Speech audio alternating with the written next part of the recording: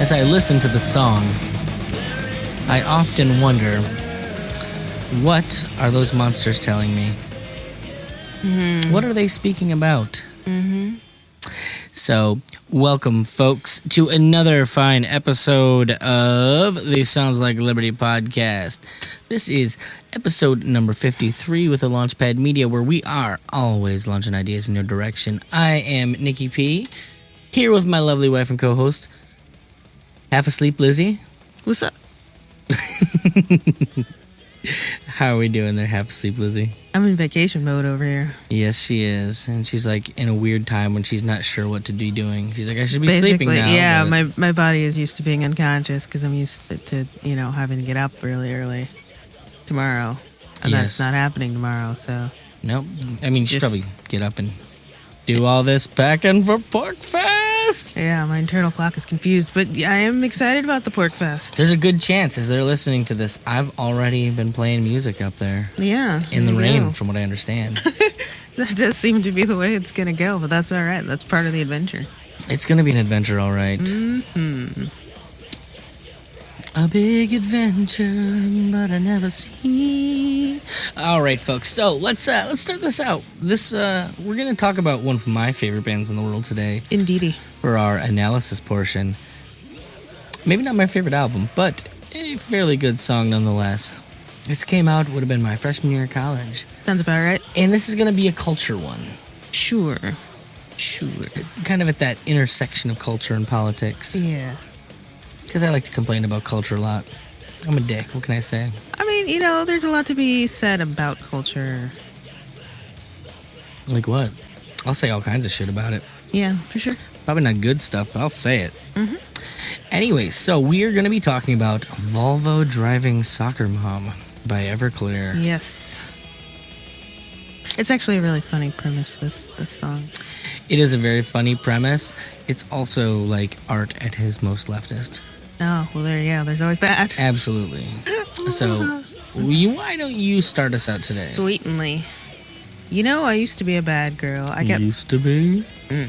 I got busy in the bathroom at my high school prom. Yeah, I used to be a dancer at the local strip club. But now I know my right wing from my wrong. Which is my favorite line in the song, because I think if people listen to this and they're not paying attention, they don't notice him say right wing. Yeah. I think they hear him say the right way from the wrong, which is a very different sentence. Yeah. Yeah, I really used to be a bad girl. I had a threesome with my sister and her boyfriend, Tom. I know I used to be a real wild child, but now I am a Volvo driving soccer mom. Nah, Volvo driving soccer mom. Nah. Yeah. So, what this song is actually talking about is, I think the stereotype that, everyone starts out as a liberal when they're kids, and then they become conservatives. Okay. That's the general trajectory that people make. Because it's okay to have, your desire for freedom when you're young and capable of taking it. Right. But when you're older, you've got to make better decisions for yourself. Decisions. Yes, more sensible decisions. You need security and blah blah blah. And once again, that right wing from your wrong, it adds this whole hoity-toity element to the people that it's purporting to describe. Well, I mean, there's the Volvo thing. Like, those aren't inexpensive cars, so there's a certain, middle class cachet that has to go with that. And while we're talking about this, I really recommend that you watch the music video because there's a whole bunch of little gems in that. Oh, sure. Probably not with the kids around, but a lot of visual gags there. So, I really used to be a bad girl. I got busted for possession of my wizard-shaped bong. I used to love to do the things they'd tell me not to do, but now I'm different. Now I sing a new song. I really used to be a bad girl. I got gangbanged in the bathroom at my high school prom. Yeah, I used to be a real wild child. But now, I'm a Volvo driving soccer mom. Up the ante a little bit. There's a difference from, getting busy and getting gangbanged. This is true. And then also, being a bad girl and, or being a dancer, which is a legitimate career, and being arrested. Although it's being arrested for something stupid. So there's that. Yeah, obviously, he's painting a picture trying to, really hammer home that whole left-right paradigm, which I generally think is bullshit. So, does the chorus a couple times. It's got this great bridge section in it. And he goes, "So where do all the porn stars go when the lights go down? I wonder where all the porn stars go, 'cause when you need one, they're never around. I think they moved out to the suburbs, and now they're blonde, bland, middle-class Republican wives. They've got blonde, bland, middle-class Republican children and blonde, bland, middle-class Republican lives. Where do all the porn stars go when the lights go down? I think I know where all the porn stars go. They all become Volvo driving soccer moms." There you go. I mean, So there's a couple things I really do want to point out in this, and I'm curious about your opinion on them. Because, in the modern Me Too culture, there is a certain element of the song, mostly, I think, as Art would put it, is probably about women that marrying up. They go, they do their life, and then they find the man to support them, find the money, they chase the money, they get the money, and then they go on and just, do what it takes to keep the money. Yeah. Which, if you watch the video, there's a trajectory where, literally the girl picks up the guy. And, there's the part before the guy with all the money who picks her up at the strip club. Then there's the part after that. But it plays them concurrently. Yeah. And does some fun little alliteration type things with them. But what are your thoughts on that? I mean, to me, I understand why you don't necessarily want to teach your children that that's the only way, but why is that not a justifiable way to treat life? Well, I mean, I think it is, it's a paradigm that exists, and it's existed for a long time, and it is a way that people do function. There are those ladies who do work their way through college at a strip club, and then they get their PhD and go do something else with their lives. I have a friend who did very well. She blew it all on crank, but whatever. I mean, if you can avoid that whole issue, it seems like if you're just looking at it purely logically she told me about the month that she made $35,000. Yeah. If you don't have any moral... He wasn't there the next month, that's all I know. ...qualms about, nudity and et cetera, then, yeah, I mean, you're getting paid to basically be female and attractive. It seems logically very simple. I think it's interesting, though, with the whole Me Too movement that now... vagina! Well, no, it seems like the porn stars are almost more acceptable on the right-wing side of things than on the left-wing side, because it seems like so many progressives are just ready to condemn anything that could be construed as, quote, objectifying women, even if the women are choosing that for themselves. I don't know about all that. See, that's the weird line. You're thinking that because we were watching The Quartering today, and Jeremy was talking about... Well, no, I'm thinking that because of several things. But the fact of the matter is no, they're all about being whores. But ladies, I'm all about being whores. Let us all be whores. I'm completely okay with that. I will not judge you. I think that is a perfectly legitimate way to be. Well, no, it's weird. Totally thumbs up for me. But there's a hypocrisy in that. Well, I know. It's okay to go and fuck who you want. Yeah. And it's okay to go and make money, perhaps fucking. But it becomes weird when they're hosting events and they don't want you dancing or being looked at that way.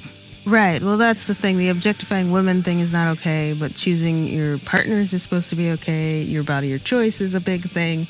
And then on the Republican side... just don't make money. I think it's literally just boiled down that they hate capitalism so much. They just don't want you making money with that. Yeah. that I feel like there are, a lot of the former porn stars on the more right wing side, but obviously then you do have to, toe that blonde, bland sort of line as I don't know. Lisa Ann seems to be doing okay for herself for a damaged person. And you're supposed to be more conservative, I guess. I don't know. It's a really interesting thing because I feel like there's a lot of hypocrisy about that sex work in general on both sides. Mm-hmm. And that might partially be an American thing. We just have weird hang-ups about that in this country. Weird oppressions. Yeah. Yeah. So, I mean, there's that element. Like, I don't even know that you could release a song like this. They'd be like, it's sexist to think that women would do that. Blah, blah, blah, blah, blah. Like I said, and then I think that there is something interesting in that. I think it paints the idea of growing up becoming a Republican as a misplaced thing. Basically, becoming conservative is a bad thing, and all conservatives are bad, but it's something that you think you're supposed to do. Like you get old and you lose your edge, and that's what happens to you. You just... Yeah. Which is also ridiculous because obviously they're making this assumption that it's a binary thing. Either you're this and you're on our side, or you're that and you're on their side. And, there's no independence of thought. Well, we know on the left there is certainly no independence of thought. Oh, to be... So, anyways, that is Volvo Driving Soccer Mom by Everclear. Where do we want to slap that on our list there? I'm going to be honest, I think it's commie trash, but yeah. It's definitely some Bob Dylan shit. Yeah, fair enough. But it's still a great song, and lyrically speaking, they're good lyrics. Like, it's a well-constructed song. Yeah. I think it's a bad message, though. I think it's trying to paint, It is very much the pick a team, blue versus red. Those are your only options kind of thing. Yeah, and the people that are on the right think they're the good option, but they're really not. Yeah. Look at all the fun we're having on the other side. Yeah. You got boring, lady. Yeah, so I can stand by that. That seems reasonable. Cool. So let's move right along here. Welcome to I Heard This Happen, the segment for aging hipsters. Each week we scour Bandcamp for underground new releases to wow your teenage children. So without further ado, here's new music. Up next we've got I Heard This Happened. Yep. Do you have yours prepped and ready to go? You know what you're talking about? Sure. I'm always kind of at a loss as far as the genres and the bands they remind me of. But I do have a very smooth, kind of a soul... Well, it's definitely pop, but there's like soul elements of it. It reminds me of like 70s smoothness, like, I don't know, Alan Parsons or the Doobie Brothers or... what was that other one I was thinking of? I don't know that any of that makes any sense. I know, you listen to the record. You are better at pinning that stuff down, and it sounds smooth. It sounds I listened soulful. to it while I was asleep, folks. I don't remember. It sounds really groovy, and it reminds me of that 70s kind of a feel. It is Tom Quell out of California. I don't know what it is about California, but they do make some good music out there. And it is called Morrow, Marrow. And it's 11 tracks of just the most delightful, smooth, soulful, but like poppy, soulful. Depressing? Kind of music. It's not depressing per se. It's like you could listen to it, folks, if you were having a bad day with a martini. Think about depressing without saying per se, because of course it's depressing. That's what she does. Just drink a mimosa by a pool in, How good does a mimosa sound right now? Not bad. It sounds pretty good. In a very, 70s sort of a way, and it would totally work for that too. You're silly. So I thought it was awesome. It was a good record. I definitely liked it. She put it on, she's like, fine, I know you don't like it. I'm like, no, I actually do kind of dig this one for a change. Yeah, no, it's... So, there was that. It pulls you in with the grooves. What do you got? All right. So I happen to have an album by the band Crumb. Okay. The album is called Jinx. Oh, I think I actually heard this one. You did hear it. Yeah, no, it was very, there's something mesmerizing about the way that she delivers the lyrics in some There were of the lyrics in songs. it? I don't ever pay attention to that, honestly. Well, they just draw you in because it's like when you're doing I hear indie. I assume it's Poetry. shit that I don't want to hear. and they kind of the end of the verse is the beginning of the second verse, and you're just kind of taking the ride. I really enjoyed it. For that. Okay. Well, the band is out of Brooklyn, New York. The album was released on the 14th. Okay. It is 10 tracks of indie goodness. We got that East Coast, West Coast thing going on there. Right on, right on. Of course, we have to. So, the album reminds me of The Step Kids, Metronomy, Portishead, and Starfucker Okay. in various ways. Okay. Now, my favorite songs would be Cracking, Fall Down, and Part 3. Okay. Right from the start, I knew exactly how I'm supposed to feel on this record. Mm-hmm. I'm staring out at the rain, thinking about things, how they could have been different somehow, Okay. pondering. Okay. The songs are simple, but they move through fat reverby chords stuffed with synth patches that would make me feel like I'm in a late 70s psych-thriller. If not for that soft lady voice peeking out every now and then. Mm-hmm. Yeah. You sure? So, while it's nothing particularly new or necessarily inventive, it's executed perfectly. Oh, there you go. I think I might go stare at the rain some more and listen. Right on. That's what I'm going to do. Go listen to the rain. Okay. I can do it. Here comes the rain again. Oh, see, and my brain just went to like mandolin rain Mandolin rain. because that's where my brain is. I guess we can go that way. So, yeah, we got some fun stuff this week. I heard this happen. If you follow the Twitter account, which you should, which is SLL Podcast, I posted, or you can go to the Facebook group too, I think. I posted another album that should have made it. I should have had 2 albums today. I chose not to. Mm-hmm. But that one was good too. Right on. There's a lot of good records this weekend. Bandcamp. There. Yeah, it happens now and then. So, well, I heard this happened. Mm-hmm. You know what else I heard happened, Liz? What's that there? Dino. Yeah, I was excited about this one. Because you're all, oh, we're doing, Dino on this episode, and that Dino sounds Spumoni. familiar. It was kind of awesome, I think, and I'm going back through my notes, and I'm like, oh So yeah, why this don't I was come a by and fun smash some things of yours. Well, yeah, that's a whole nother Smash level of fun.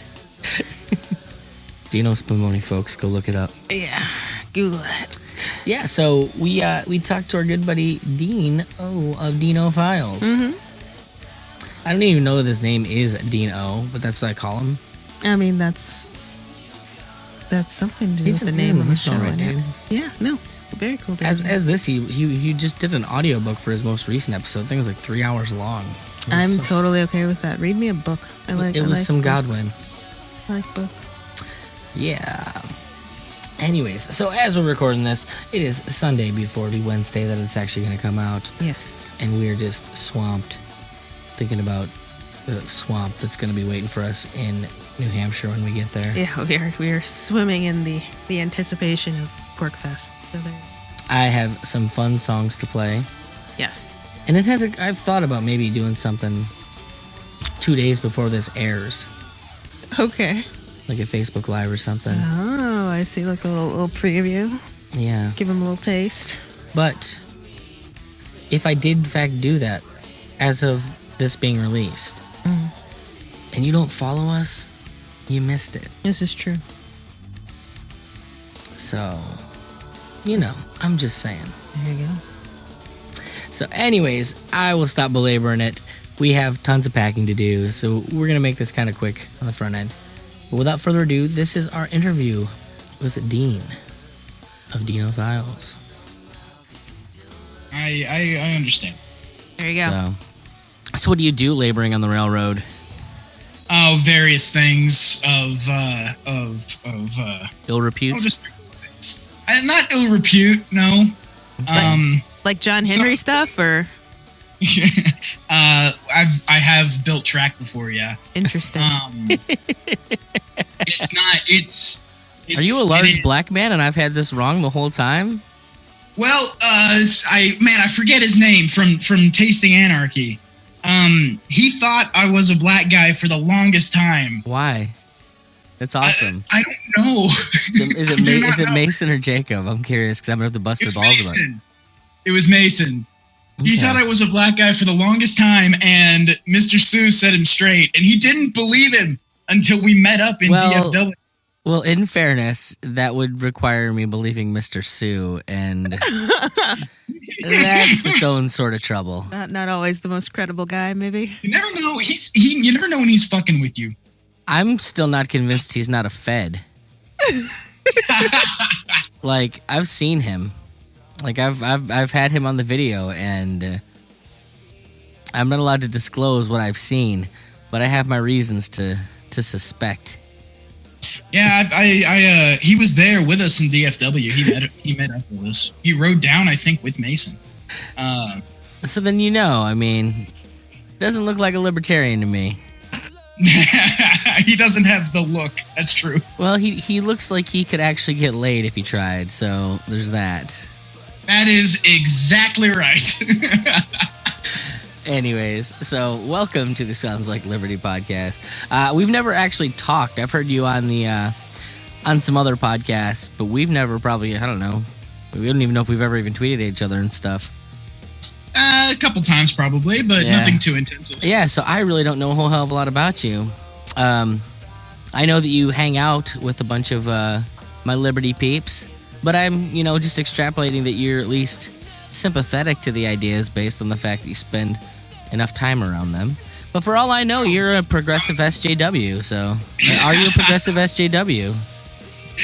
No, thank God, no.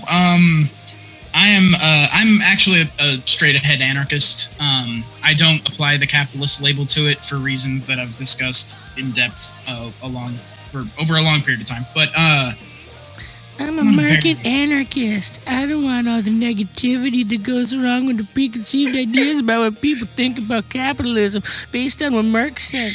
I know. I've heard that. Wow. Okay. There's a little bit of that, but it's more the kind of idea that I'm not a huge fan of identifying with an economic mode. I think it should be a buffet and not, Well, I mean, I'm a panarchist for that, but I also I believe that the best way to do that for me is going to be finding other capitalists. Yeah, and you want to go and be a socialist. You go be a socialist over there on that property. I talk to a lot of mutualists too. Mutualists and capitalists are the ones that I can talk to most easily. The communists are way out there in left field trying to steal other people's labor, and yeah, it's just the mutualists and the capitalists are the people who I can speak to, and we get along really well. There's one mutualist on Twitter who I talk to off and on. He's a smart dude, and we go back and forth on the capitalist aspect of things. But I don't know that I know any mutualists, honestly. I can't say there aren't very many in real life because most of the people who are mutualists are actually commies. Yeah, they end up being communists. Interesting. A lot of them do, but it's not the. I don't know. I don't really care. I quit applying that I didn't want to be bound by that. You know what I mean? It's like, I don't know. I think there are other ideas too that are legitimate good ideas. I mean, I try not to focus on it too much. I always tell people I'm probably the least read person on a lot of this, and it's just because when it stops making sense, I'll start reading. And it hasn't stopped. It hasn't stopped making sense to me. And I'm like, oh no, I get it. Yeah, no. That being said, I do have one of the best sources of information I've found is when somebody stumps you and you're like, okay, what do I need to read now? Yeah. What do I? I haven't had to do that very often, but I do have an larger than normal acumen for abstract thought. I don't think people are firing those cylinders quite where I am at most times. As long as there's a logical connection between 2 points, I can pretty much tease it out and stay with somebody. Yeah. I was having a conversation the other night and I online in Facebook, and I had to end it. And I'm like, you either are not listening or you are really dumb. Either way, you're wasting my time. Well, there are also people who willfully don't want to engage with the ideas, and that's on both sides. There are people who willfully do not want to engage. Well, I think in the specific argument I had is because up here in Ohio, we have a lot of people that are boycotting the state Libertarian Party conference because Arvin Vohra is going to be here, and they think the thing that they're saying is that. Not believing, I think it was essentially not believing in the age of consent is akin to condoning pedophilia, and that you can't be an anarchist or can't be a libertarian if you condone, children and adults having sex. And while I personally do not feel that's appropriate to do, I also understand that's a cultural thing. That has jack shit to do with libertarianism. Yeah, it is. There is a lot of cultural baggage along with it, but you also don't have to believe in state violence to think that fucking kids is gross. Well, and that's exactly my point. Like, it has nothing to do with government. The fact of the matter is while I think fucking kids is wrong, does that mean that those people over on that hill that have an entire culture centered around it believe that? No.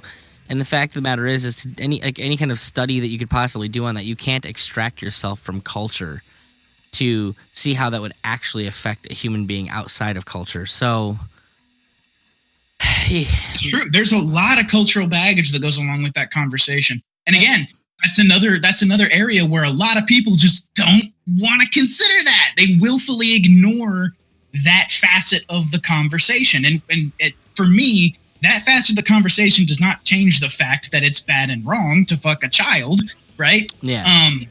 That doesn't change that fact, but it's something that should be considered at least. It is undeniably a facet of that conversation. What's silly about it is that okay. I mean, you even just quibbling with an age, like, well, I mean, most of our ancestors were adults and had kids by the time they were 14 or 15. Right. So clearly, even our current age of consent is way past what would have been a standard adulthood like 200 years ago. So, right, yeah. Yeah, it's... That's true. And that's all you really need to make the point that there are cultural things at play. Yeah, but nope, you apparently are a pedophile apologist if you ask any questions. Oh man, I got raked over the coals for an article that I wrote about pedophilia. Interesting. I got absolutely raked over the coals for it. How did they rake you over the coals? Basically, what I was saying was that in my experience with mental illness, and I do have experience with this, mental illness, not pedophilia. I'm a depressive and I'm an anxiety case. Welcome to the crowd. Yeah, exactly. But in my experience, it's when you feel it's okay to get help actually works. And I basically just made the argument that we cannot condone those actions, but we have to make it okay for those people to feel comfortable getting help. And that's the only way that gets any better. And then there's people who are just... It seems weird, like that's exactly the same thing we've been telling people in regards to the drug issues for the past 50 years. Exactly right. Yeah, part of the issue is that they don't feel comfortable getting help, and so they just get worse. Right. It's almost like prohibition doesn't work. Huh. Yeah. In any case, it's almost like prohibition fails. Yeah. Well, you horrible, horrible pedophile apologist. Yeah, I know. I got called that a couple of times, and I'm like, how many times did I say in that article that we cannot condone the action? I said it no fewer than 3 or 4 times. The particular conversation I was in told me I'm not allowed to talk about these things in public, even if because people could see us have the conversation, and that's just not, people think too how much dare about people talk about ideas? How dare that happen? Well, apparently that's where we're at. I actually spoke to a couple of actual a few people in the mental health profession, and I shared my article with them, and they said, "Yeah, I know this makes perfect sense." It's the people who are real horny about wood chippers who don't want to have that conversation. Well, the other thing I will say is that in my experience, anyone I've ever met in that field are generally damaged people too. So they're inherently open to more ideas because there's a reason you go into that field. Lots of broken machines is what somebody told me about it once. Oh yeah. Oh, absolutely. My current therapist is bipolar. Not even a little surprising. It sounds old. No, not at all. It's like he's great. He's helping me out a lot. I just started going to him a couple of weeks ago, and then I hopefully will quit in the next few weeks or so.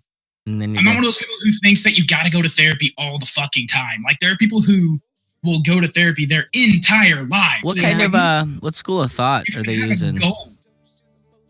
Do what? What school of thought are they? I mean, I'm really into the CBT stuff. That's what I like as well. Yeah. You like, teach me how to get over the bullshit that's fucked up inside me, and let's do that. Yeah. Throw me in the for me, it's like I just need somebody to tell me it's okay to dive into the deep end of the pool. Well, I mean, literally, like I've talked to a couple different people in the field, and I've asked them, like, what's the point? And like if you have a best friend, there's no point to see a shrink. If, however, you don't have anyone to talk to, it's good to have someone to talk to. Right. Well, you have to have an honest best friend. That's the thing. Well, and there's that too. Yeah. Someone that's capable of looking at you and saying, you done fucked up, and right. That's exactly right. Somebody who can, I believe it was, oh shit. Was it Macon or, shit, I can't remember who it was that said this, but they said a true friend stabs you in the front. You been listening to Elliott Smith too? Somebody was telling me that like his wife was suspect or something. Yeah, it's a true friend stabs you in the front. That's what I think. I think there's a lot of truth to that. Mm-hmm. A true friend is going to look you in the eye and say, "You fucked this up. Here's how." Yeah, and we need that. I tell Liz all the time she fucked up. Yeah, and I appreciate it. And she'd tell me more, but I typically know when I've fucked up. And I'm like, dude, and he's like, I know. I'm not going to listen to you tell me about it. So just, I know. But that's because I'm an asshole. So, anyways, we've talked about things that aren't music long enough for today. We have. So let's start this out. How in the world did you find yourself to the weird end of politics that we find ourselves in? For me, there's a radio personality where I grew up who was a civil libertarian, and so a lot of libertarian stuff I was getting, and that actually is what sparked my interest in political science as a field. Was listening to that stuff and all the different theories people were having about things, and this radio personality was kind of formative for me, but eventually I was kind of a right-wing sort of guy, and that faded pretty quick. And I ended up finding myself in the libertarian side of Tumblr. And there's a libertarian. What is Tumblr really? Isn't that just pictures? It's kind of like a microblogging platform like Twitter, except where you can write longer things and post a lot of pictures. Okay. It's very similar, but the fandoms got big there, and one of the sides of Tumblr that existed was what we called Freeblr, and that's where I met Jeremiah Harding years and years ago. It was on Freeblr. Nice. One of our most interesting guests. Yeah, he's a fascinating man. I love him. He is our only 2-part episode to date. Yeah, and that's not surprising. And I still had to cut parts of the conversation for length. Yep, that's not surprising for him. But I found myself in there, and I was talking to more libertarians and finding myself being more and more libertarian. And then I read Anatomy of the State. And at that point, it's like, okay, this anarchism thing makes sense, but I don't think it can work, blah, blah, blah. The same thing that I went through the 6-month cycle of a libertarian to anarchist. The same that everyone else goes through. Right. Not everyone goes through it. No, not everyone, but it's a meme. Because some of us were anarchists to begin with. Yeah, that's true. Born out the box. I went through all that, and then I found, but I was more interested in, I'm not the biggest fan of Rothbard. I think Rothbard's a little limiting. Okay. And so I started going back and looking at older anarchists. And that's where I found William Godwin. William Godwin, the first anarchist to actually write his treatise and bring anarchism into, like, this is a real philosophical point of view. He wrote during the French Revolution. Interesting. He's the father of Mary Shelley. Okay. And he is the husband of the woman who wrote A Vindication of the Rights of Woman. I've never heard of that. One of the first feminist texts ever written. It sounds like something I would not read.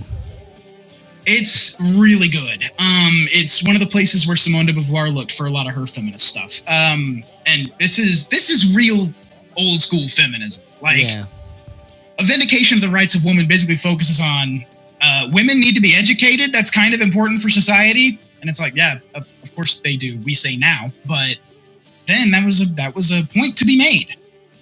And he was a fascinating man. William Godwin was, and he wasn't really an individualist anarchist. He was just kind of an anarchist. Anarchism as a philosophy was in its infancy when he wrote. He was the guy that brought it into real philosophical thought. And so I read him, I read Lysander Spooner, and these guys I liked more than Rothbard, you know? Yeah. And so I just kind of kept exploring from there, and it's been a ride, but I like the fact that there's always something to think about. There's always a new puzzle or a new question that you can address when you're talking about anarchism. Oh, without question. So, all right. And so now that you're here, what is kind of your claim to fame? Why would people know who you are? Or wouldn't they? Or are you just some Joe Schmo? I have, I'm not, my clout pockets are not particularly deep. But I do a show that some people apparently like. And, what do you talk about on your show? It's, the first half of it, the first 15 or 20 minutes is kind of a news roundup. And then the last half of it, I talk about a thing that touches on the philosophy of anarchism or on kind of sociology and the way that these things interact. The second half of the show is usually about a thing. It's a concept or an idea that I kind of dig into and try to examine from this sort of anarchist point of view. Okay. And what's the name of the show, just so we can get it out there, get it in people's heads? It's the show is called Dino Files, DEAN-O-FILES. And do you have a little brontosaurus as your logo?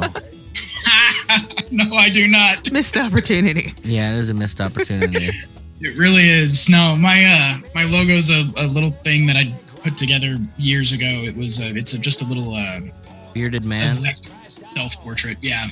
Basically. Okay. All right. So what kind of music are you into? Where do you find yourself? Man, I will tell you what. I heard this described. I listen to the Dick Show a lot, and at one point he described his music listening habits as getting very autistic about music. And I think I fall into that quite a bit, where I like all different kinds of music with a few exceptions. And when I find an album I like, that album will be on repeat for like 2 or 3 days, and then I'll move on to another album. It's I don't mix. My playlists are very specific. You know what I mean? Okay. But I like all kinds of music. I really like EDM. I like lo-fi. I like rap music. I like all kinds of shit. All kinds of shit. He led with EDM though. That's not a bad thing in my book. I'm cool with that. I led with EDM because EDM, I think, is the second genre that I actually really, really enjoyed. The first was the core genres of metal. So metalcore, deathcore, post-hardcore, things like that. Okay. So I take it you're in your 30s. Mm-mm. Really? No, I am not. I'm in my mid-20s. I'm 25 years old. Wow. There you go. You're into the chords? You're a little young for that. Oh, yeah. It's the best shit in the world. The first album that I ever bought for myself was Demon Hunter's Storm the Gates of Hell. I think this was in like 2006 or 7. And that immediately took me to Solid State Tooth and Nail Records, and then it just exploded from there. Just listening to all kinds of stuff from the core genres. I'm down. It's that album is still to this day one of my favorite albums. I have a Demon Hunter tattoo.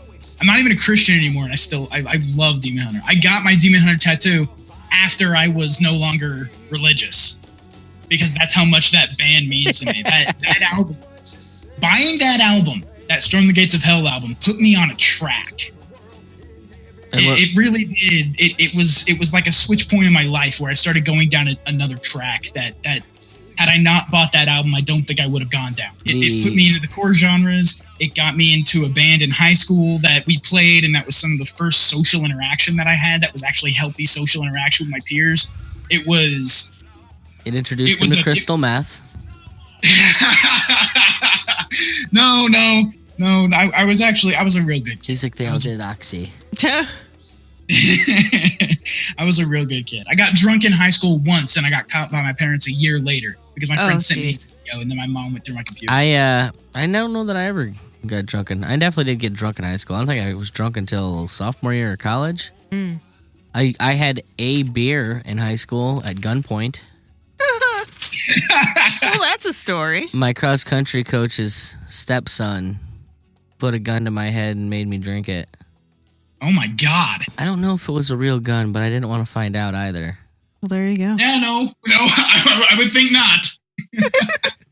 I tried my best. Nah, man, I'm not interested. And then the gun comes out. I'm like, okay. I should probably do this. I went out to a friend of mine's cousin's place. I hung out with only Hispanic kids in high school. And I was the only white kid, and there was this guy, Jesse. He was the only black kid.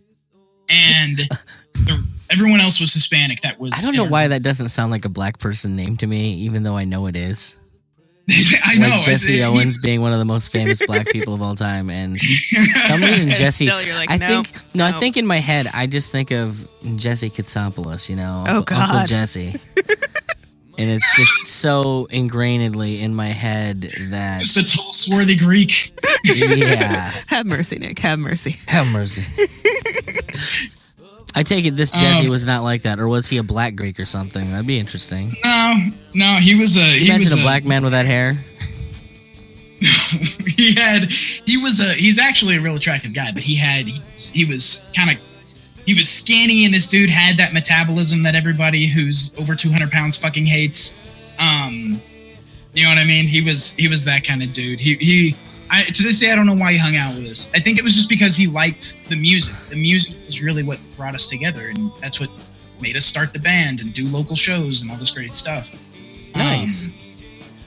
Yeah, it was really good. Music's been a really important part of for me. I don't play any instruments. I don't. So for me, I was doing vocals. Mm-hmm. A lot of yelling. Oh yeah. I got actually pretty good at it. But I was doing vocals and writing the lyrics, and so for me it was more of an exercise in poetry than it was playing music, right? I wasn't playing music. I was writing poems and then going out and performing those with my friends around me. And that was a lot of fun. I did a lot of writing through that time, just writing those lyrics. Nice. What is your topic of choice when you're writing? All kinds of shit. We did, right now, a lot of what I've been writing has been like political blog stuff that I put up, but most of, I had one political song that I wrote, when I was in the band, and this was all years ago. I've done so much more writing since then. I've reworked a few pieces of fiction that I've been working on for years just to kind of try and stay sharp with style and things like that. Mm-hmm. I've written a couple of articles that have been published. It's whatever I want to write. I can write whatever I want to write, and That would be absolutely nothing with me. Fucking hate writing so much. I love it. I love writing. I was raised by an English teacher. Wow. Writing was always second nature to me. I was raised by laborers. Go out and get my hands dirty. Oh yeah. Well, that's my dad, man. I had my mom teaching English in high school my entire life and making sure that I knew how to write and things like that. And then my dad taking me out to the railroad and making me do work that has paid off to this day. Like the fact that I wouldn't know how to do shit if my dad hadn't made me actually work when I was a kid. Okay. Like even something as simple as replacing the starter on my car. Like there are people that I know personally who would not have been comfortable doing that. And I'm just like, no, I'll go ahead and tear off the intake because whoever did this decided to mount the starter behind the intake. I can do that. So I did it. I mean, I'm sure I could. I would probably choose not to. There you go. Part of it's just I was raised with writing and wrench turning as my influences, from my parents. Cars are just something to me. Like I'll rip apart and rewire an entire house, no questions. Wouldn't even think twice about it. But I don't like cars. That's my old man's shit. He was a mechanic. I understand that. Yeah. Generally, that's part of the problem. I just take it to my dad and say, "Dad, figure it out." Speaking of Jesse, this was the guy who introduced me to rap music that I actually like. Oh, nice. Jesse. Jay-Z's Unplugged album. No, not Jay-Z. We were, not at first anyway, we were hanging out. We had an art class together in high school. And the teacher would let us sit at the computer and draw our stuff, but we would listen to music up there. Mm-hmm. And that's when Jesse showed me the video for Goblin by Tyler, the Creator. Ooh. And that's young people shit there. That'll age you. I know, right? It blew my fucking mind, dude. Interesting. I had listened to a little bit of rap before that, but then Tyler blew my fucking mind. And then I started listening to what about Tyler? Because I've never particularly listened to him. I know of him, and I always thought his name was kind of silly. Tyler, especially the first three albums. Those first three albums that Tyler put out, Bastard, Goblin, and Wolf. Those first, what was the third? The third album was not called Wolf. I can't remember what it was called. It might have been. Those three albums are three concept albums that tell a story the whole way through. Bastard and Goblin tell a story, and Wolf is a prequel to those two. Interesting. So, yeah, like it's way deeper than a lot of people think when they hear Tyler rapping about, fucking dolphins or whatever. He raps about fucking dolphins? Hey, how's it going? Nicky P here. Want to support the show or just give a big middle finger to Patreon? Consider stopping over to supportsll.com. Members of the Freedom Choir get access to the private Facebook group and actual physical merch. Want access to the unedited raw interviews as they're recorded way before they're released? It's in there. Is that not enough? And you want membership to Freedom Song 365? It's in there. There's even monthly bonus swag for top tier supporters. So head on over to supportsll.com. Help Liz and I get to libertarian functions and even just cover the costs of making the show. If I'm not a good enough salesman, how about this? Support my mom and dad and Sounds Like Liberty. Go to supportsll.com. You heard her, folks. Join the Freedom Choir at supportsll.com. That's one of the lines in a song, yeah. Well, there you go. But it's way deeper than that. There you go. That's what you say. He produces his own music too, so the stuff that's in there, he does all the work. He plays piano and things like that, and he's just great. He's a great musician and a really good rapper. His shit is incredible. And from there, I grew out into Popsin, Tech Nine, all this other stuff, it just kind of exploded that direction, Like sort Hobson. of away from the mainstream. Fancy. So, are there any awesome shows that you've seen stick out in your head? I have seen Demon Hunter twice. I've seen August Burns Red 3 times. I've seen My Children, My Bride live. That was incredible.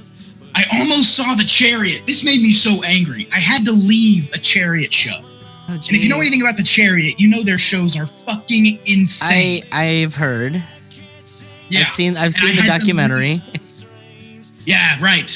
I had to leave. I was so upset. You know, and then they called it quits, and you never got your chance again. I know! It was terrible, man. It was terrible. Bruh. These guys, like, I fucking love The Chariot, and I'm at that show, and I saw Impending Doom Was it a girl that you had to leave for? No, it was Thank not. God. It was other responsibilities. I had responsibilities I had to attend to. Okay, well, thank God it was responsibilities and not pussy. I have left a show for a girl before. I left a show before, I think Parkway Drive was the headliner, and I didn't give a shit about Parkway Drive. And so me and this girl left and had sex in my car. That was great. Nice. But I went to a lot of shows in high school. I went to a couple when I was in college. That's an excusable absence, by the way. Oh, I mean, absolutely. as long as you're getting laid. If like you had to leave for a girl and sex wasn't on the table, that's a problem. I went to a Flyleaf concert with a girl, and I went to a because I didn't love Flyleaf, but it's like this chick does, and so I'm going. I was gonna say that's the only reason anyone went to a Flyleaf concert was because some girl they were trying to fuck was into it. That was like basically our demographic, right? It was when they were touring support for Memento Mori, their second album, and so they played a lot of the better jams from the first album and a couple of jams from the newer one. I didn't really care. One dude got ejected because he was trying to mosh and stuff, and it's like, dude, this isn't that kind of show, and that makes me sad. But whatever. Like, so we did that. I went to a Hollywood Undead, and shit, it was with them. I think it was Ask Me Alexander. No, fuck. I think it. Okay, so the dude. They really wanted people to like Hollywood Undead. Escape the Fate. It was a Hollywood Undead and Escape the Fate were co-headlining a concert. I know. I went there with a girl too. Yeah, and it's also not surprising. This girl had a boyfriend at the time I did not know about, and he beat a man after the concert because he was crowd surfing and saw her and I together, and he went and beat a man after the concert. Like, as I was leaving, he found a guy who he thought was me. Oh, jeez. Yeah. So I was like, oh shit. So I'm just piecing together. You come from the hood.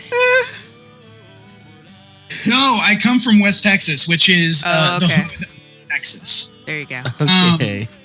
Yeah, it's Texas's hood. That and West Texas and East Texas are the hoods of Texas. And that's, Verify, Liz. You're from Texas. I am from North Central Texas, so I cannot speak to either. Really? So you know what I'm talking about East Texas then? You fucking know what I'm talking about. Well, she's an ethnic over here, so. Oh God. Yeah, I grew up in Dallas Fort Worth, so yeah. Yeah, I that's fucking East Texas. My ex-girlfriend, one of my ex-girlfriends is from East Texas. Oh my God, there's literally a video of her gutting a hog. Anyway, so okay. I also went to a concert one time, and this is after I'd gotten into EDM, and I was looking for like the metal of EDM, and I found Excision. I love Excision. And I went to an Excision show with a girl who was actually my girlfriend at the time, and that was a very erotic experience.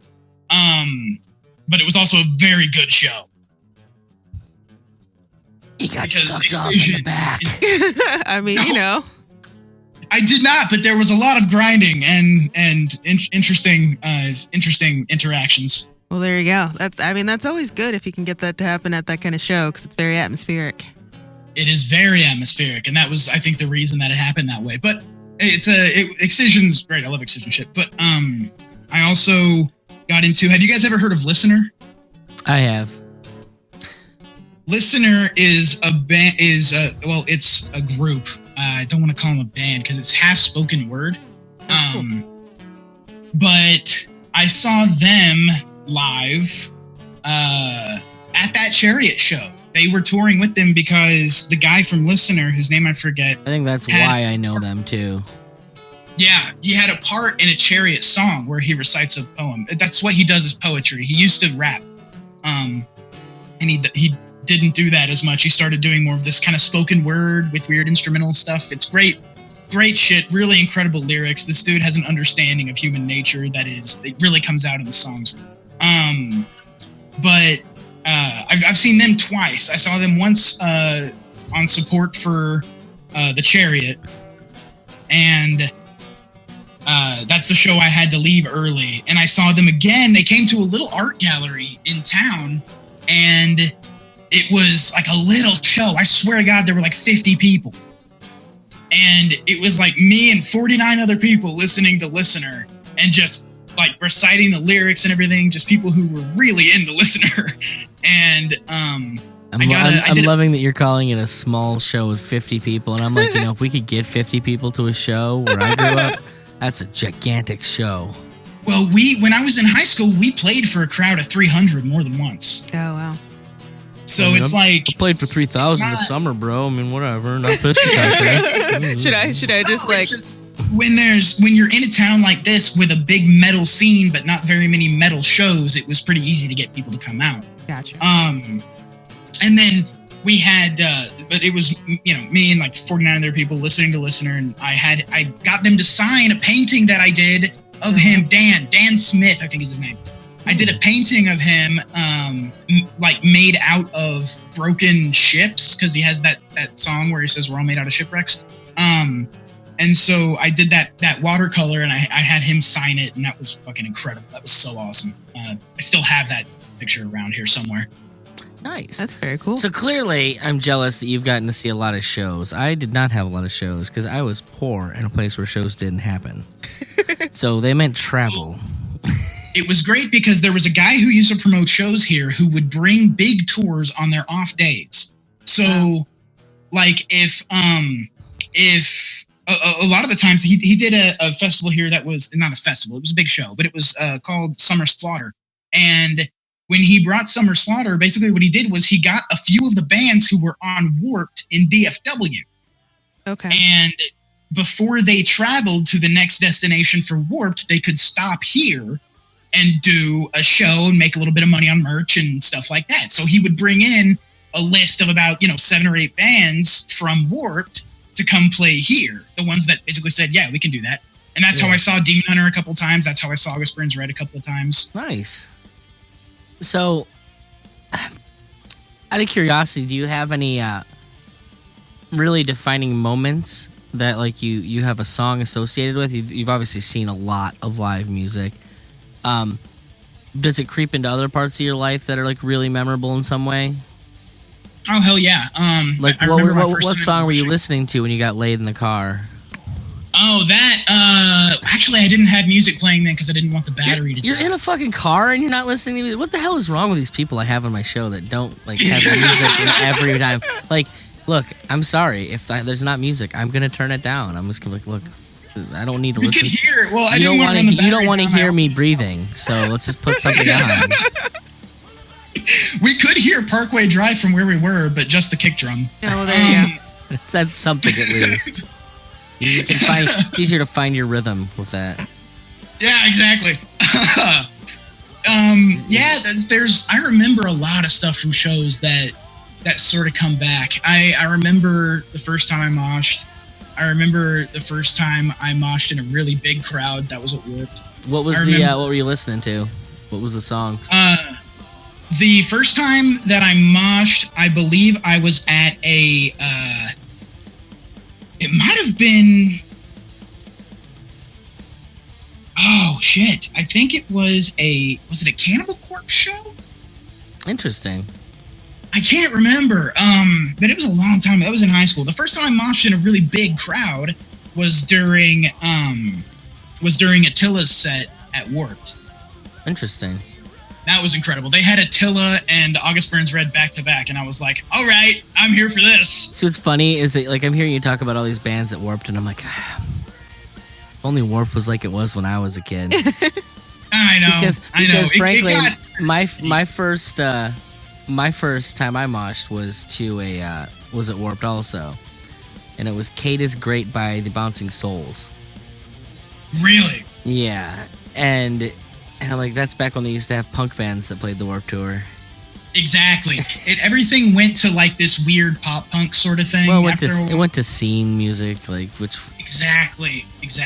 It was almost entirely scene stuff. Well, and don't get me wrong, I watched. I like when I went in 2006 and My Chemical Romance headlined it. I was pretty damn excited to see them in that setting, but. Oh, there's a moment. Oh, one of my favorite moments at a concert ever. Okay, so it was at Summer Slaughter, and Bless the Fall was playing, and I think Bo was his name, is the front man for Bless the Fall, or was.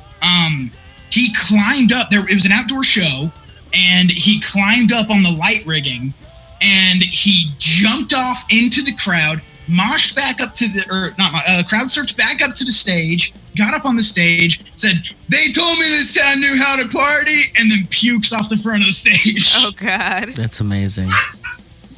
It was one of the greatest moments ever. And I'm there with my girlfriend at the time, and we're just laughing, fucking dying laughing. So, what do we got on the list, Liz? What normally comes up here? Well, we've talked genres and music in his life, and Yeah, we really didn't talk about like how music fits into your life anymore. I know podcasts took a big part of my musical listening time. Yeah, it does that. There's not really enough time in the day to burn through all the podcasts in your queue, especially since I listen to podcasts in the same way that I listen to music. So if I find a new podcast that I really, really like, I did this with The Dick Show just a couple of months ago. Mm-hmm. I will listen to that podcast and go to back episodes for like the next week and a half. It's weird. It's weird and bad that I do that, but I have to. I don't know what it is. I just get obsessed with things, and then I'll go back to just listening weekly. But now I listen to music mostly when I draw. I try to carve out some time to draw and write, and I listen to music while I'm doing that, because you can't listen to people talk while you're writing. And I know it sucks. Yeah. I wish I could do double duty and like write sales copy and listen to my podcasts, but it fucks with your head. Exactly. So that's what I do. If I'm drawing, if I'm writing, when I'm going to bed, I listen to Sun, because that's great bedtime music. Nice. So it's like, I listen to music. It's in my life. I listen to music if I don't want to think about stuff, because all the podcasts I listen to are very cerebral, and where they become very cerebral in a weird way. Mm-hmm. So if I don't want to think about shit, I can just throw on a podcast or throw on some music. I listen to, do you know The Residents? No, never heard of it. The Residents are a weird anonymous rock band that's been around since the late 60s, early 70s. Oh, no, I do know them, actually. I know them by description more than I know them by name. And the minute you described them, them. And it's incredible music. Just the musicality. It's very experimental and kind of avant-garde, but it's really good. I listened to a whole Residents album. I listened through a Residents album, I think, a couple of times. Just the other day, sitting on my car, waiting on my doctor's appointment. I'm sitting on my car, smoking a cigar, drinking coffee, and listening to the Residents. It was a beautiful day. You sound like you live a very interesting life. I'm just going to say, I'm not sitting around waiting for the doctor's appointment, drinking coffee, smoking cigars anywhere. That's like indie movie shit right there. Yeah. Who directs your life? Waste it. Was it a beautiful sunset while you did it? No, it was a great morning, actually. It was late morning, about 10 o'clock, or 10 or 11. 10 o'clock's a late morning, good Lord. Yeah. I'm lucky if I'm up by 10 in the morning. So I'm sitting there I'm sitting on my car, with my legs over the windshield and sitting on the roof and smoking a cigar and listening to the Residents. It was great. Damn Skippy. So he's basically saying his whole life is soundtrack moments. Okay, I get it. It can be a little bit. Just rubbing it in. He lives in a John Cusack movie. Thanks. Oh, God damn it. I remember the album that I listened to like after my first breakup. I remember that kind of shit sticks with you. What was it? Well, that one I'm really curious about. It was a Skillet album. I'm a little embarrassed about it. Oh, actually. God, which one? You should be embarrassed about that. Oh, shit. I can't remember exactly which album it was now, but if you played the first note of the first song on it, I would know exactly what it was. Yeah, it was a Skillet album. It was the one before they released the Monster album. It was, I think, a couple albums before that. Oh, okay. Like Some Kind of Human or Invade My Soul or... Yeah. Oh, my God. Invade My Soul? Yeah, man. Skillet just... Shit, man. What are you going to do? Good. I'm going to be happy that I wasn't raised in an oppressive Christian home is what I'm going to do. Hey, Alien Youth got me through some stuff, okay? I'm not proud of that, but... That album was like 7th grade for me. It was fucking Alien Youth. God damn it. And it was an old album at that time. Oh, yeah. Yeah, Liz is laughing because it wasn't an old album when she listened to it in 7th grade. It was new. Oh, for me, it was. For me, it was like their... Was that their sophomore album or was that their third album? I think that one was the sophomore, yeah, because there was one before that was even cheesier than Alien Youth was, if you could believe exactly. that. I can't Alien believe Youth that. got a little harder. I can't believe that there's anything that they ever did that wasn't cheesy. Speaking of cheesy, okay, so the first album, and this might be why I get so obsessed with albums and listen to them on repeat for days at a time. The first album that I ever listened to, like on repeat and stuff like, I would listen to this album through over and over again on road trips and shit, was No Shit, You're Gonna Laugh, It's Okay. It was the Phil Collins record for the Tarzan soundtrack. Oh, God, that's awesome. I'm like 5, 6, 7 years old, and I've got this album on repeat all the goddamn time. I got a portable CD player, and I'm listening to this album over and over and over again. I mean, honestly, I am just happy for Phil Collins that there was someone out there who was appreciating that album. I was the only one. I listened to that over and over again. That's awesome. Oh, God. That fucking record, man. I listened to that. Oh, God damn. I remember being on a road trip and we hit a bump and it skipped and I got pissed off. I got really pissed off. And this must have been early on when I was first listening to CDs because I listened to tapes forever. But I was really mad because it ruined the song for me. Oh, no. Phil Collins. You'll be in my God damn it! You'll be in my heart.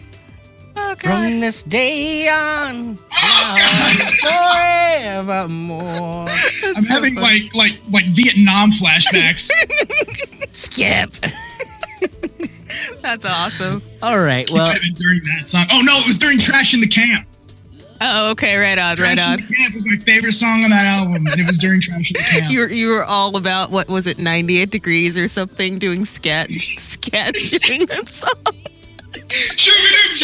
We're flipping Rosie O'Donnell's. oh God, Rosie O'Donnell. That's so awesome. So you guys have a strange connection to this movie that I do not have. Well, I watched a lot of Disney films as a kid. I know. I watched a lot of Disney films too. That one, I think I was out of it by then. Oh, gee. I wore out my Lion King tape. Oh, yeah. We all did. That was a fucking great movie. But Tarzan, I watched a shitload of. I liked that movie a lot. I watched Dogma a lot when I was a kid. That explains so much about you. I fucking love that movie. Yes. It was a good movie. Rules of the road. So, all right, the big question that we ask and we end every episode with: what are 5 albums you'd recommend everybody go out and listen to right now, and why? They don't have to be your favorites, but they have to be, Yeah, I've been thinking about this because I know that you asked this question. The first album that I want to mention that I think is really important and interesting and musically and like as an album, as a full listen, it's incredible, You never listen to this album on shuffle, ever. And that is August Burns Red's Constellations. The Constellations album. Is that a Christmas album? No, that's not their Christmas album. Their Christmas album is called Sledding Hill, and their second one's called Winter Wonderland. I'm glad they have two. Yeah, well, they kept re-releasing Sledding Hill, and it was like, let's release a new one. So this album, Constellations, is it has a theme that plays all the way through the album. It's a theme of direction and sort of being rudderless in life, or finding that rudder, finding a direction in your life. It's that theme plays all the way through. And there's a lot of allegory. There's kind of an extended metaphor that's used of like maritime navigation.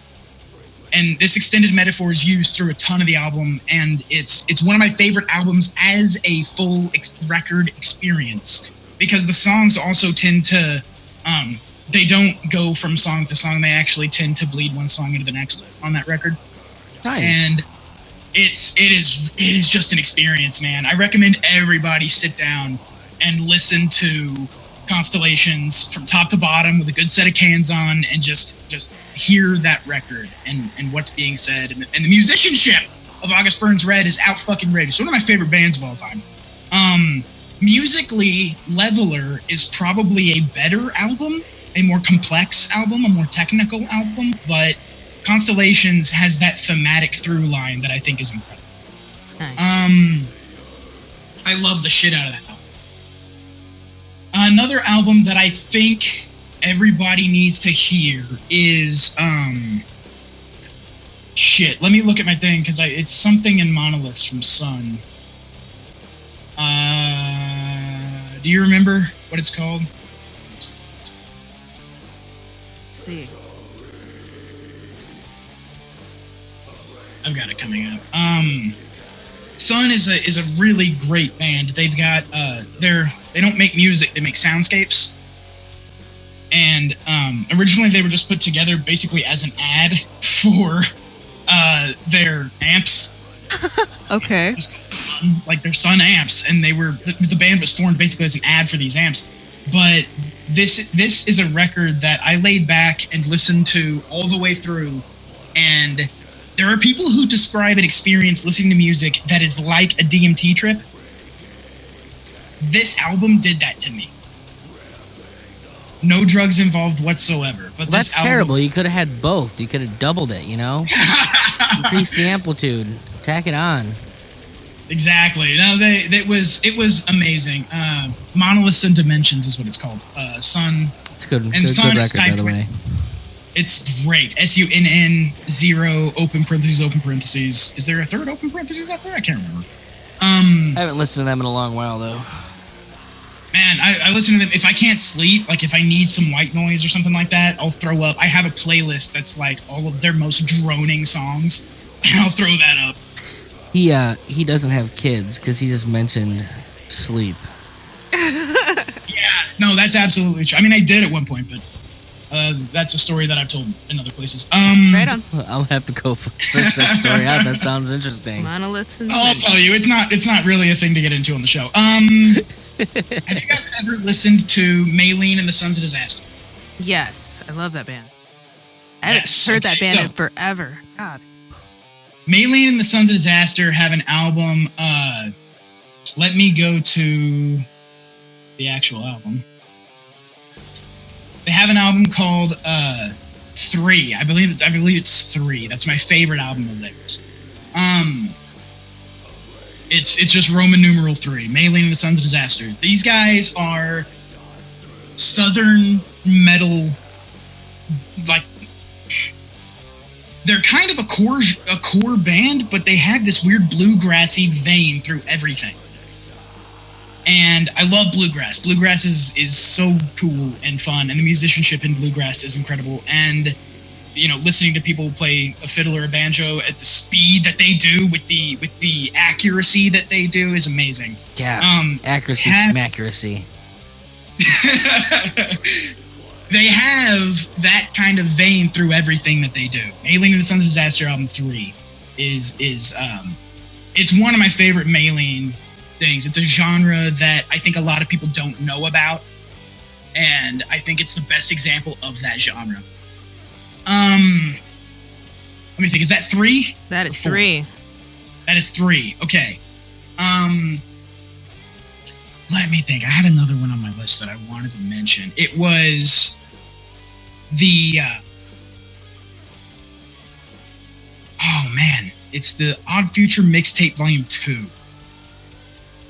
If you're interested in like rap music and Tyler and Odd Future as a group, Tyler has a verse in one song called Oldies.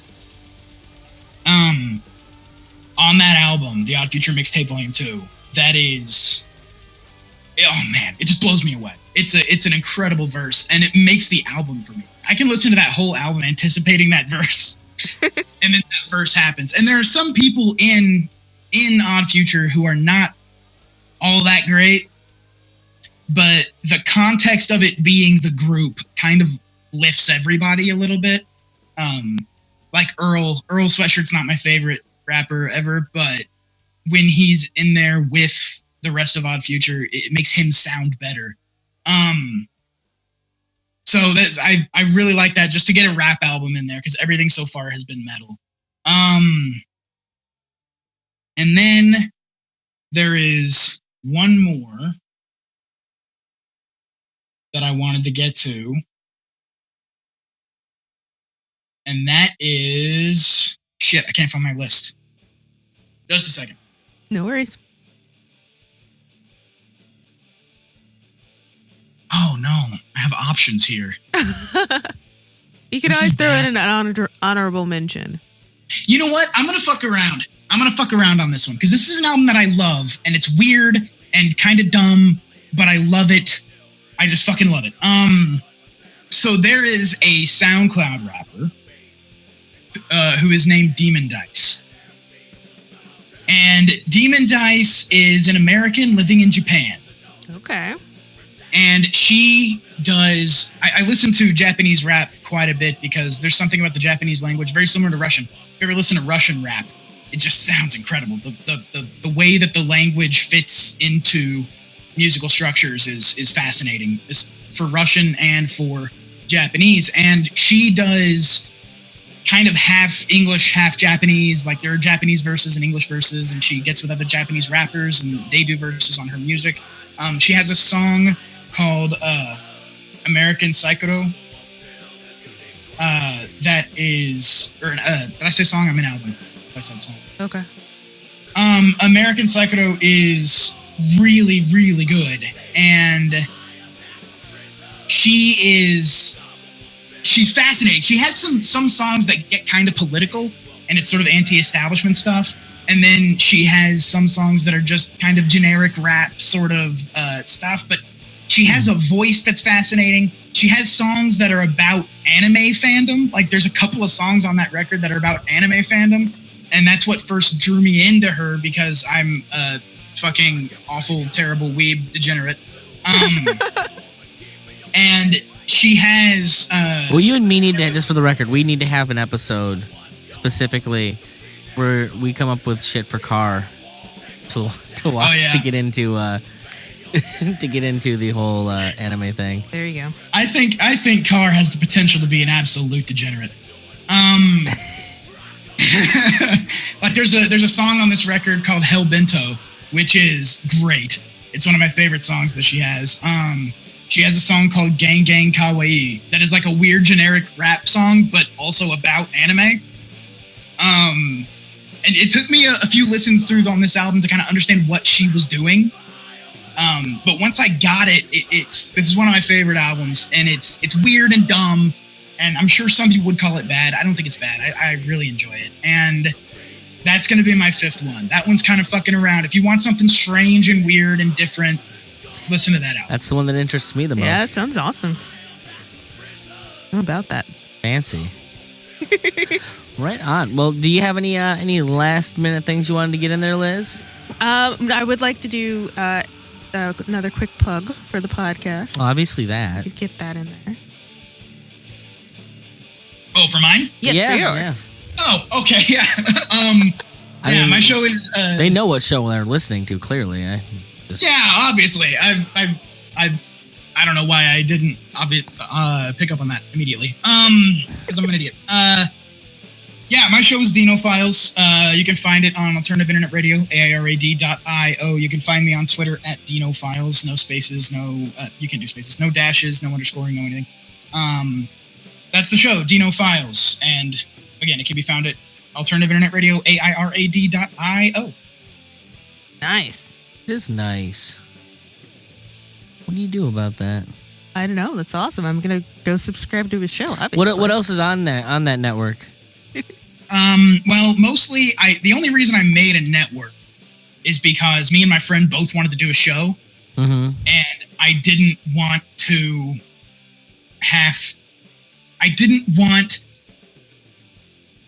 I figured it would be easier since I was already going to be building a website and distributing my stuff. I was just like, yeah, do your show on my thing. Who cares? So I called it a network, and it went up there, and then Sue joined, and I've distributed Jeremiah's shows before. So it's just basically there for me to give my friends who maybe they want a new place to distribute or they don't want to have to distribute themselves. Nice. It's just there to give my friends a place to go and distribute things. Well, I've been talking about flirting with the idea of starting my own network myself because I think all the other networks do it poorly. Right. The main thing on air was that it was from its inception. It's like there's no ads anywhere on any of the shows or anything like that. It's because it needs to be insulated because I'm an anarchist and I'm exactly a prime target for cancel culture. Yeah. So there can be no advertisements. It has to be, because that's undue influence on things. Interesting. Yeah, for me, I think I want to have a network where all the shows kind of have a common thread. And my big thing is I have a bunch of networks I subscribe to, and I listen to like 3 of the 7 shows on them. Right. And I'm like, well, why don't we find shows that have an interest that we all share and conglomerate for that? Right. I think you get it's a good way to cross promote sort of the different approaches that people have to the same things. Yeah. My big thing is community. I want people to focus on getting to know the other people out there. Absolutely. So that we can go and party and, that kind of stuff. Be excellent to each other. Yeah, exactly. I'm excited they're making a 3rd one. It better kick ass. It's better. Terrible. We have problems. So, Absolutely. Well, Dino, it's been awesome having you on here, buddy. I unfortunately have to get to another interview here, but it was a lot of fun, and I'll be in touch when we actually release this one. Thanks so much, you guys. It was a lot of fun for me too. Thank you. Glad to hear it. Yay. Yeah, take it easy, boss. Take it easy, y'all.